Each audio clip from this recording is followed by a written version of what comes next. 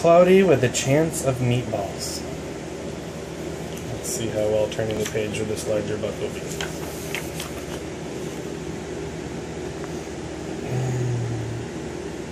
When we were all sitting around the big kitchen table, it was Saturday morning, pancake morning. Mom was squeezing oranges for juice.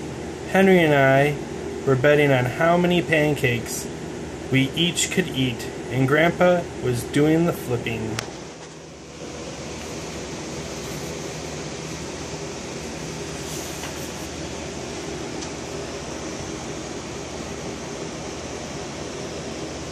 Seconds later, something flew through the air, headed toward the kitchen ceiling,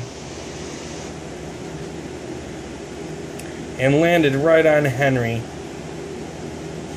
After we realized that the flying object was only a pancake, we all laughed. Even Grandpa. Breakfast continued quite uneventfully. All the other pancakes landed in the pan, and all of them were eaten, even the one that had landed on Henry.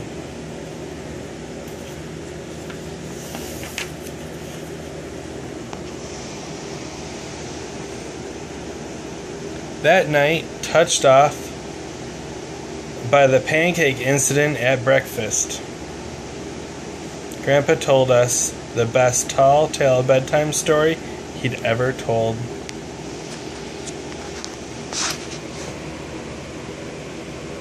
Across an ocean, over lots of huge bumpy mountains, across 3 hot deserts and 1 small ocean, there lay a tiny town of Chew and Swallow.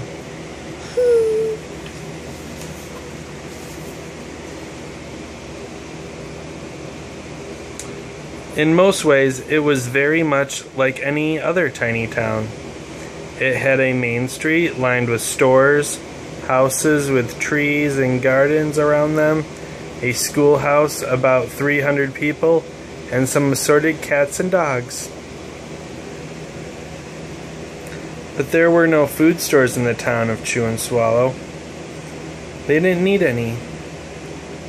The sky supplied all the food they could possibly want. The only thing that was really different about Chew and Swallow was its weather. It came 3 times a day, at breakfast, lunch, and dinner. Everything that everyone ate came from the sky.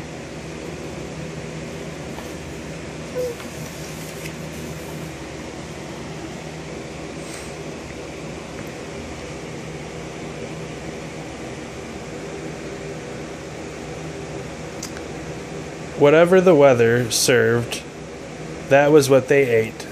But it never rained rain. It never blew just wind.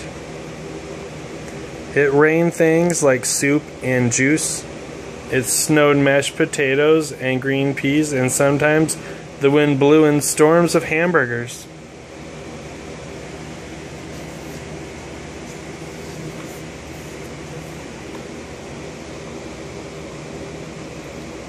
The people could watch the weather report on television in the morning, and they would even hear a prediction for the next day's food.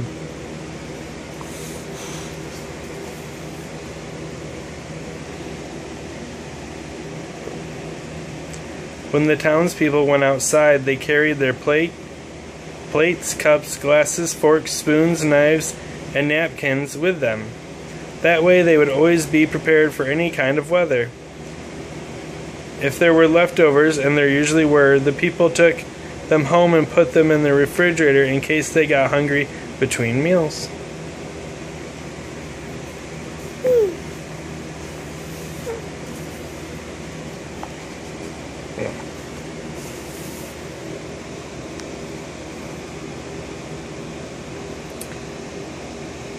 The menu varied. By the time they woke up in the morning, breakfast was coming down. After a brief shower of orange juice, low clouds of sunny-side-up eggs moved in, followed by pieces of toast. Butter and jelly sprinkled down for the toast, and most of the time it rained milk afterwards.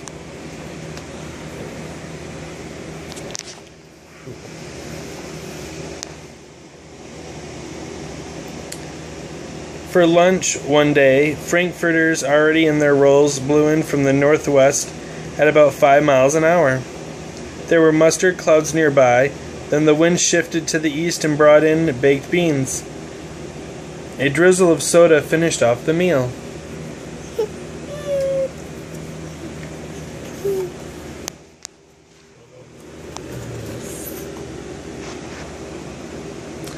Dinner one night consists of lamb chops, becoming heavy at times with occasional ketchup.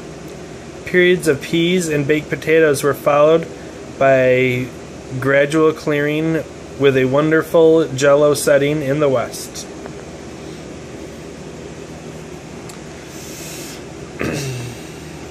The sanitation department of Chew and Swallow had a rather unusual job for sanitation department. It had to remove the food that fell on the houses and sidewalks and lawns. The workers cleaned up things after every meal and fed all the dogs and cats.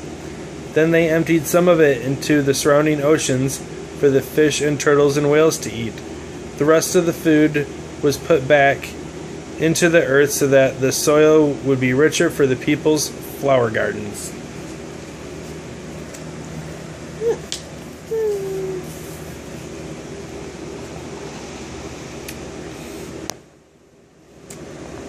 Life for the townspeople was delicious until the weather took a turn for the worst. One day there was nothing but gorgonzola cheese all day long. And the next day there were Brussels sprouts and peanut butter with mayonnaise. The next day there was only broccoli, all overcooked. Another day there was a pea soup fog. No one could see where they were going, and they could barely find the rest of the meal that got stuck in the fog. Hey, you're moving.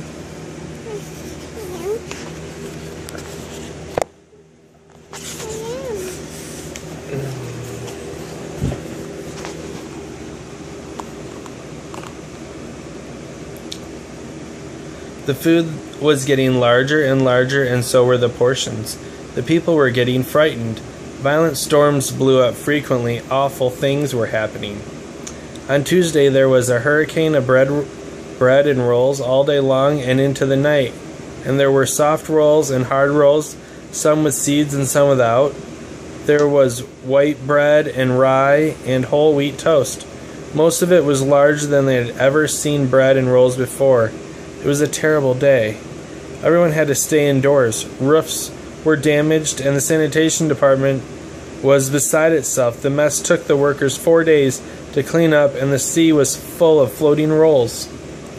To help out, the people piled up as much bread as they could into their backyards. The birds picked at it a bit, but it just stayed there and got staler and staler. There was a storm of pancakes one morning and a downpour of maple syrup that nearly flooded the town. A huge pancake covered the school. No one could get it off because of its weight, so they had to close the school.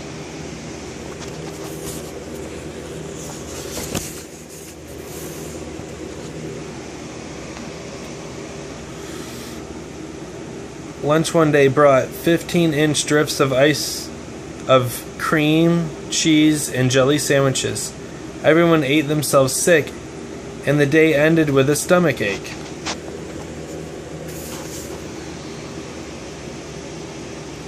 There was an awful salt and pepper wind, accompanied by an even worse tomato tornado.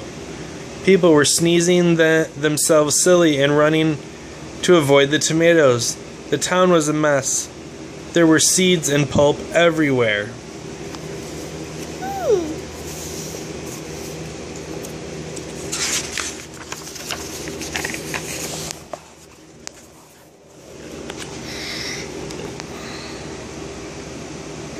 The sanitation department gave up.